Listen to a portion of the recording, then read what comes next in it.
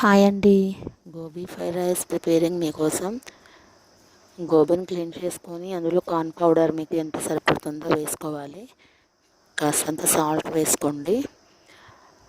And నేను ఈ ప్రాసెస్కి కావాల్సిన మసాలాలన్నీ ఒకే బౌల్లో వేసేసుకున్నాను. అంటే గరం మసాలా, ధనియాల పొడి, చికెన్ మసాలా, కారం ఇవన్నీ వేసేసుకున్నాను. మీకోసం ఒక్కొక్క టేబుల్ స్పూన్ చూపిస్తున్నాను.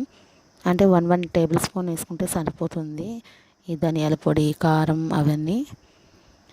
అండ్ తర్వాత కాస్తంత అల్లం వెల్లుల్లి పేస్ట్ వేసాను. పొడులన్నీ ఒకేసారి మిక్స్ చేసేసుకున్నానండి. ఇవి బాగా మిక్స్ చేయాలి. అంటే ఆ ఫ్లేవర్కి బాగా ఈ పేస్ట్ అంతా పట్టాలి. అల్లం వెల్లుల్లి పేస్ట్ కానివ్వండి, మనం వేసుకున్న మసాలాలన్నీ వాటికి బాగా టచ్ అప్ అవ్వాలి. సో ఇందులోనూ ఒక ఎగ్ కూడా కొట్టుకోవచ్చు, లేదనుకుంటే కాస్త వాటర్ తరుపుకుంటూ మనం ఇలా చేసుకోవాలి. చూడండి ఎంత బాగా మిక్స్ అయిపోయిందో. ఈలోపు బాండిట్లో ఆయిల్ పోసాను.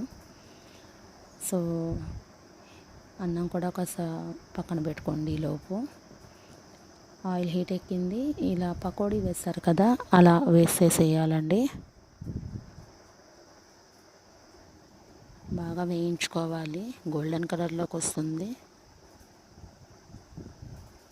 చూడండి ఇలా తీసి పెట్టుకోవాలి.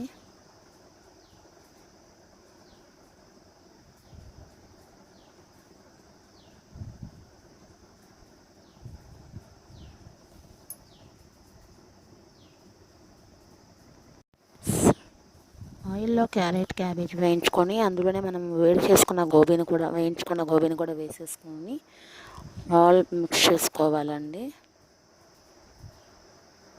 ఇవి కాస్త వేయించిన తర్వాత మనం తీసుకున్న క్వాంటిటీ రైస్ ఉంది కదా, ఆ రైస్ ఇందులో కలుపుకోవాలి. ఇందులో కాస్త ధనియాల పొడి అవి మిక్స్ చేసుకుంటే అంటే రైస్కి కూడా ఆ ఫ్లేవర్ టచ్ అవుతుంది.